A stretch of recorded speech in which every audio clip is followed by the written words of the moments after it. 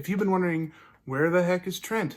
Why isn't there a new Perfect Shuffle video? First of all, thanks for caring.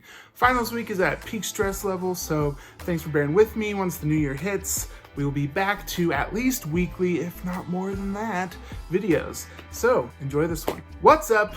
I'm Trent Windsor, and this is the Perfect Shuffle. Today, we are reviewing an album that I picked out because it's my channel and I can do what I want. Also, it's Christmas time. And even if you don't celebrate Christmas, I guarantee you've heard a bajillion Christmas songs. Christmas music is ubiquitous around this time of year, and I thought, what better time to review a Christmas album than Christmas time? So here I am to review Oi to the World by the Vandals. The Vandals are a classic California punk band from the 80s, or at least I should say they started in the 80s. They're still rocking and rolling today. I saw them in concert just this last summer. They're rowdy, they're loud, they like to have a good time, and what really sets their music apart from other California punk rock bands, they don't care about the messages that their lyrics send.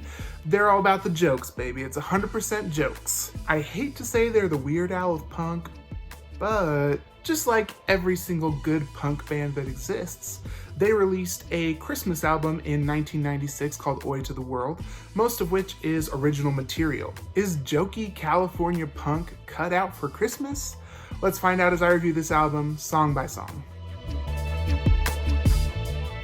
Song number 1 is called A Gun for Christmas. It opens to the jolly sounds of Old Saint Nick, laughing, ho-ho-hoing, along with the jovial and holiday-appropriate sounds of guns firing everywhere. This is a hard, fast punk song about how the singer is going to protect his crap with a gun, by force. I really love how dynamic this song is. They get a little soft, tinkly parts in there, but immediately go into the hard, fast, guitar-driven punk rock. They're very clever about incorporating some bells here and there, a little fa-la-la, but nothing too overbearing, so it doesn't feel so corny. You know, the melodies are Christmas-esque, but it definitely is 100% an original Vandals song. This is a song I would probably listen to all year round. It's really fun, it's hardcore, makes me want to bang my head, and it's hilarious. I would say that it's 30% skippable. Song number 2 is called Grandpa's Last Christmas. This one is pretty straightforward punk, not quite as dynamic as the previous song. It's all about how the speaker of the song is upset that they're inviting Grandpa to Christmas again because he's rude and he forgets his name and calls him Kate.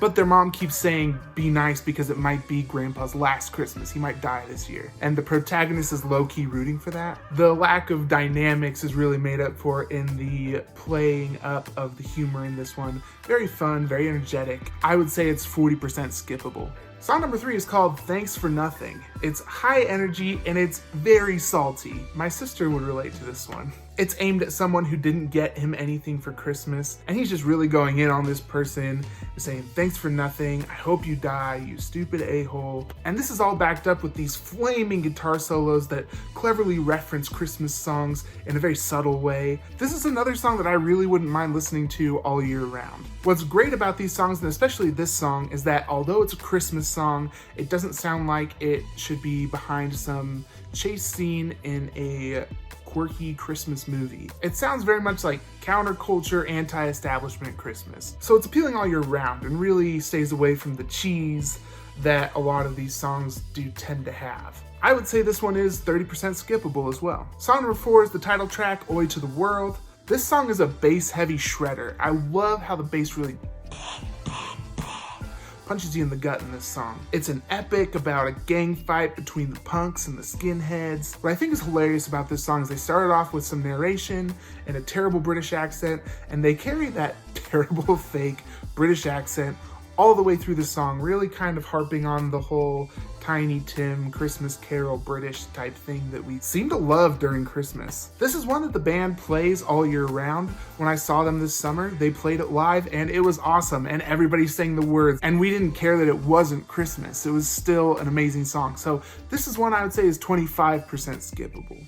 Song number 5 is called Nothing's Gonna Ruin My Holiday. The point of this song is everything is going wrong this Christmas, or everything may go wrong, but if you mess with his crap, if you mess with his day, he's gonna kill you and mess your wife up. Very punk rock.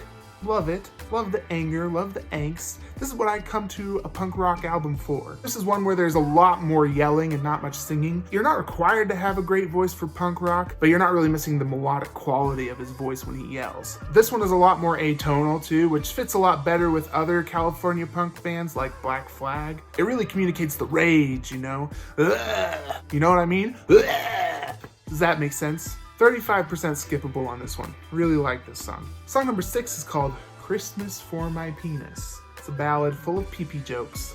Haha, my pee-pee. Ha ha ha, I tell pee-pee jokes. Ha ha ha. It's like a ballad, which makes it boring, takes the energy way down. Overall, not a lot of replay value. I would say 85% skippable. Song number 7 is called I Don't Believe in Santa Claus. In this song, he's justifying why he didn't get someone a present. He hates all the capitalistic, materialistic attitudes. That's all culminated in Santa Claus himself. He's just this figure of materialism. And also, he couldn't find a parking spot at the mall. Once again, lots of rage, so much energy in the song. I would mosh to this song. I don't mosh at concerts. I might mosh to this song. I'd push some people around. Yeah, screw Santa Claus. Ugh. Ugh. That's not how you mosh. Don't do that during a mosh. You'll get beat up. You'll die. This is one I would say is 30% skippable as well. Song number 8 is called My First Xmas as a Woman. This is where their nature as jokesters really comes up to a line. Subject matter aside though, there's really just not as much energy or dynamics to this song as the other ones that we've heard that are good. It's pretty one note, and so for that reason, I would say it's 60% skippable. Song number 9 is Dance of the Sugar Plum Fairies. It's just a punk rock rendition of the classic song. Pretty nice, high energy, pretty clean, honestly. I would say it's 40% skippable. Song number 10 is called Here I Am Lord. It's like a reggae ska punk song about Moses. It's kind of lame. The vocals are the worst they have been so far on the album, to the point where it gets a little bit annoying. And I'm not sure where Christmas comes in. I mean, just because you're talking about a Christian topic, something that happened in the Bible, doesn't mean it's necessarily Christmas related. I'd say this one is 75% skippable. Song number 11 is called CHRISTMAS. This is another one where it's just a lot of immature jokes. Haha, we know what sex is. Haha, we know where babies come from. Ha ha ha. Ha ha. It's very immature, and it's even too immature for me. I love me a good immature joke, but these are the bad kind of immature jokes. I would say it's 75% skippable. Song number 12 is called Hang Myself from the Tree. It's a long, sad song about how Christmas is depressing, mildly funny at best. It really, really, really drags on. I would say this one is also 85% skippable. And song number 13, last song on the album, is called Overture. It's just an instrumental outro. I'm not gonna add this in the tally because it's kind of the same as an interlude or a transition song, but it's nice, you know, good instrumentals from the Vandals. Mathematically, tallying everything up, this album as a whole is 51% skippable. This really is the opposite of what you'd expect from a Christmas album. It's wild, it's somewhat angry, it's irreverent, and totally hardcore. Just think of everything that Mariah Carey's Christmas music is not.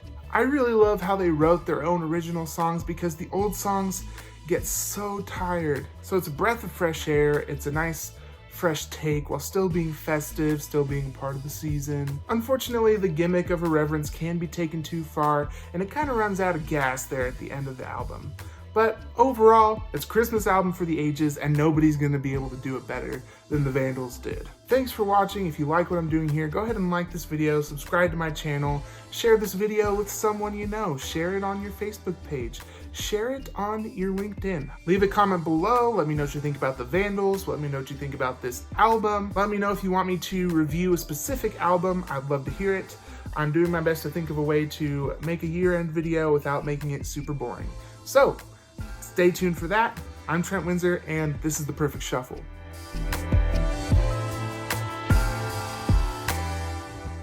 I would say that it's 35% skippable. That's what I said, right? Oh, crap.